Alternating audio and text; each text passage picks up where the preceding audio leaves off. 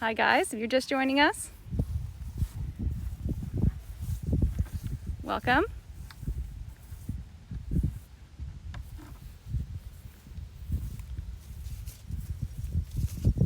Welcome everyone. So of course she may walk off just as soon as we've started the video, but we're here with Terra Promessa and her Intermistia filly.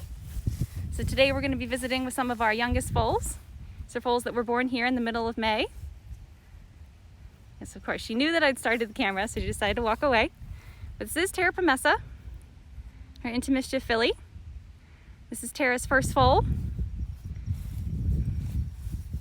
She was born on May 10th. She's got a really cute little nose. We'll post a photo of her later on in the week so you can get a good look at her face. Like I said, this is Terra's first foal. Terra Promessa is a homebred, so she raced in Stone Street Stables. She was a grade 3 winner. She won a race called the Alaire DuPont Distaff Stakes. She's 7 years old now. She was born on this very farm back in 2013. Now, her dam is Missile Bay. Missile Bay is still active in our broodmare band now. And Terra herself, she's by Curlin, so she's pretty Stone Street, homebred. Our Preakness winning sire. So Terra was what we call a maiden. So maiden mares are mares that have not had foals yet. So she had this filly, and she's out here in this paddock with another maiden mare. It's over there in the shade. We'll go see her shortly. So these mares are together. So their foals were due around the same time. So what we do is our mares will go and visit the stallion. When they return to the farm, we start our countdown. We get to 2 weeks. We can check those mares for pregnancy. And if they check in full, then we take that date they visited the stallion. We count forward those 11 months. That's the average equine gestation period. And we can estimate when they'll have their foals for the next year. So all those mares that are due around the same time will be grouped together. That way when they come over to this farm, our nursery farm, they'll stay in those groups. And all these foals will be born around the same time. So these are the two youngest. We'll go see a few that are a little older. So because these two are younger, they're in this small paddock together. So these foals will start out in these small paddocks. They'll meet another mare and foal in the herd. These guys will be part of a herd of 10 when they get mature.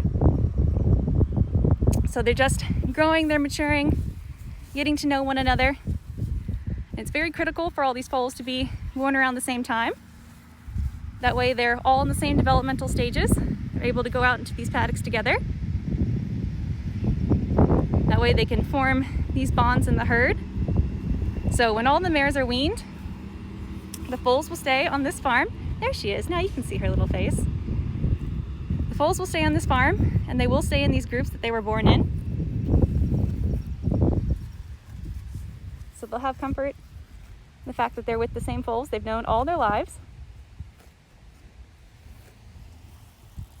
Now these foals, we typically start weaning around 5 to 6 months of age. So these guys, since they've just been born, they're quite a ways away from that. We've got some foals that were born in January. They will probably be weaned here in June. Like I said, the foals will stay behind. The mares will go on to a second mare facility that we call our Matriarchs and Maidens farm. We've done a tour of that farm in the previous live streams.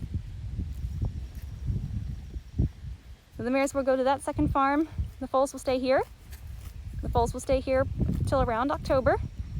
At that point, our third farm, our yearling farm, will be empty. Hi, Terra. The yearling farm will be empty. All the yearlings will have either sold at Fasig-Tipton or Keeneland September. Either that or they'll go on to our training center in Ocala, Florida. So when that farm is empty, these foals will transfer to the yearling farm. And then in a few months later, these mares will transfer back to the nursery farm. The cycle will start over again. So this is the smallest of those 3 farms. This farm is about 460 acres. Our yearling farm is about 600 acres. Then that final mare facility is about 800 acres. We full out on this farm, though it is the smallest, because it's the closest to the best equine health clinics in the world. So if a mare or foal has to go to the vet, we can have them on the van and to the vet within 10 minutes. It's very critical for us. There you can kind of see Bride Street running there in the back. That is the other mare in this paddock. Like I said, these were both maidens. Terra had an Intermischief filly. Bride Street had a Candy Ride filly. Their first foals. These guys will stay out for most of the day. They'll come in for breakfast and for lunch. Bride Street may come and do a drive-by here.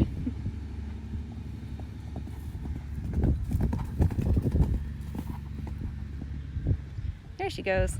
So they will stay out for most of the day, but because these foals are younger, they're still staying up in the barn overnight. The mares, when they're in foal, they will stay up in the barn overnight, so we can keep an eye on them. Most foals are born at night.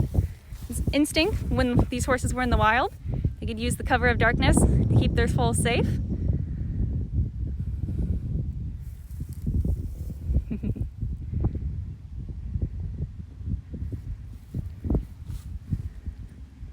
This guy's getting very excited here with the wind. So, but when they get older, they will start spending all their time outside. They'll be out almost 24/7. They'll just come in for that breakfast and lunch.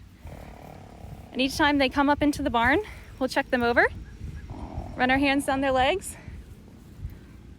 take their temperatures, just keep an eye on their overall health. We'll monitor the growth rate of these foals as well. They can grow and mature at the optimal rate. So we are acting as personal trainers for our horses. We're getting them to be the best versions of themselves through a combination of their exercise and their feed. I asked these other mares very nicely before I started if they would stay here up on the fence, but it looks like they too have decided to go running off. Now they're down here at the back of their paddock. So this is the paddock that those two foals have to look forward to. So they'll start out in those small paddocks, then they'll come and they'll graduate to this big field here. There'll be about 10 of them in this paddock when it's all said and done. And they'll stay out, they'll run up and down these hills, build that strong muscle, strong bone that they need for the racetrack. So we really pride ourselves on letting our horses be horses. So they'll spend the majority of the time outside. We're getting ready here, start our yearling sales prep season. Now those horses don't stay out 24/7, unlike the mares and foals.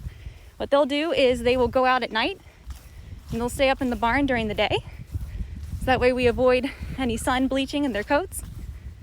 But they'll still get to go out several hours over the night. And those mares at our second mare facility, those are mares that are maidens that have just come off the racetrack, or mares that did not have foals this year. They'll stay out in their paddocks 24/7. They'll only be brought up into the barn about once a week. And those are much larger paddocks. They're about 50 acres each. I'll read some of your questions as I walk down this way. Yes, we have foaled out all of our mares. So we have an average of about 80 foals a year. This year we had a little above average. We will have a contest here coming up to see if you can guess how many fillies and colts we've had, so I won't give that answer out. But we did have more colts than fillies. We'll give you that hint.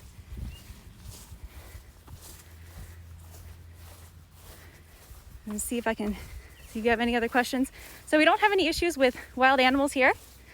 People ask us if coyotes come, but with this large group of these mares that we have, there's no coyote that's bold enough to walk up on a group of 10 horses. So that's not an issue for us. We do mow our grass. The horses do a pretty good job of maintaining it. It helps us keep the growth rate even, so all the grass can get the same amount of sunlight. It's also kind of similar to cutting your hair when it grows back stronger. And we started that process, so that all these fields will be mowed. We also keep an eye on them so they've got the right nutrients that we want.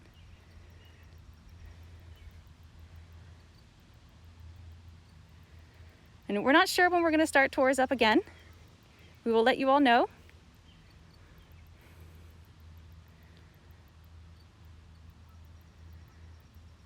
We've got about 11 miles of road on all of our farms.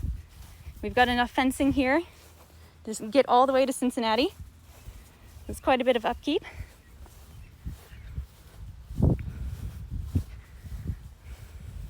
So the amount of yearlings that we sell each year will change depending on how many that we keep for our racing stable.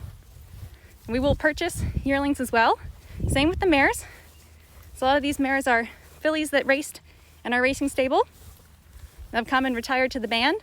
I mentioned Terra Promessa is out of a mare named Missile Bay. So she was bred on this farm, and then when she retired from the stable, she joined the broodmare band. But we will purchase mares, like Champions Day at the Spa and Bounding, are two notable mares that we purchased to join the band. Then we've had horses like Cavorting, who we purchased when she was a young horse to join the stable. Do you all have any last minute questions?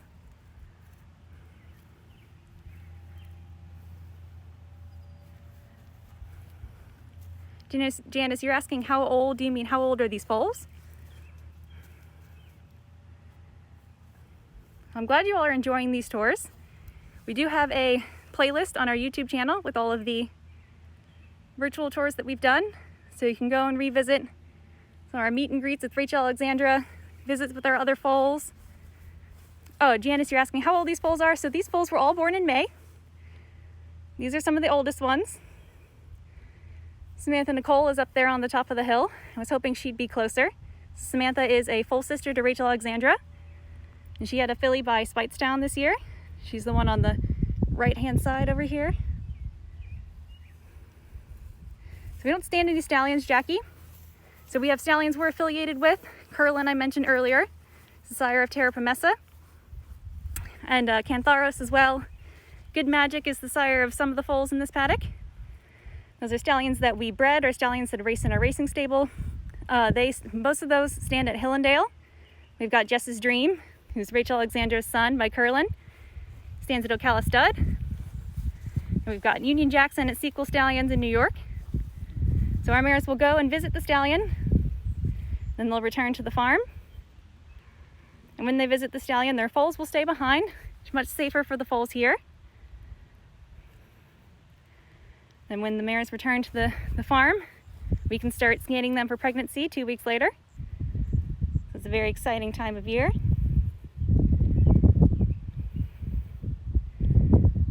So if you all have any other questions that I wasn't able to get to during the tour, please feel free to send us a message or leave a comment. I hope you all enjoyed. We'll see you in the next one.